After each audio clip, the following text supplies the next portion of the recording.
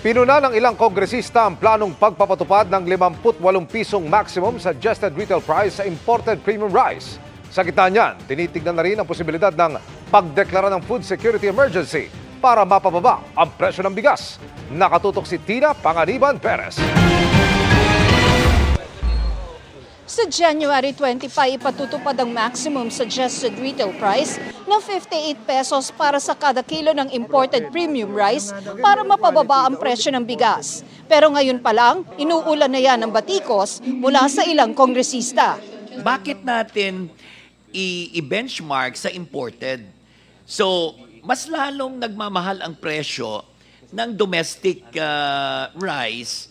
Ang sinasabi natin, give the domestic farmers an opportunity to earn decently so that they will keep on planting rice. How can we control the price of rice when the agency that is supposed to guide us is pegging it at a high price? Nagkaroon ng pagsasamantala kasi nga bumababa na nga yung presyo noong bigas.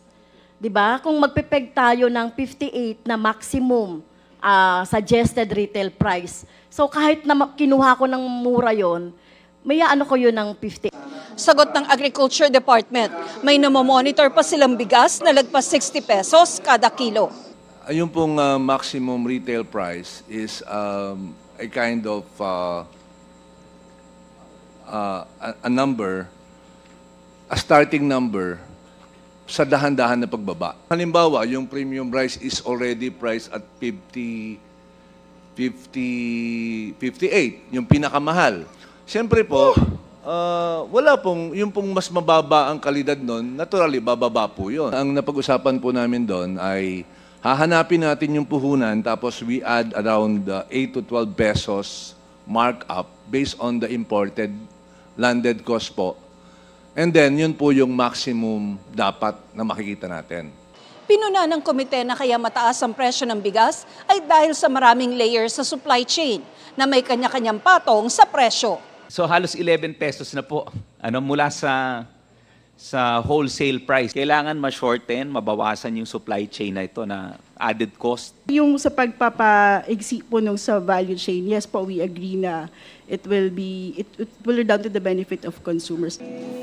Ang iba pang posibleng gawin para mapababa ang presyo ng bigas? The National Price Coordinating Council met yesterday and we are looking at yung possibility po of declaring that there is an extraordinary increase in prices to allow the DA Secretary to declare a food security emergency. But we're still working on the resolution. So in principle, yes, Mr. Chair. They are in agreement, unanimously, I would presume? Yes, Mr. Chair. That there is an emergency situation. Yes, Mr. Chair. Pag hindi po sumunod yung presyo sa pababa, then we will use Section 6 of the Price Act where there will be a price cap. And this time, we will be recommending to the President to put a price cap. Bukod dyan, kinukonsidera na rin ang MSRP para sa ibang klase ng bigas. Is it possible, sir, that we set an MSRP for premium, we set an MSRP for well-milled, and we set an MSRP for regular para medyo mas mabilis or mas immediate ang pagbaba ng presyo ng bigas, Mr. Chair?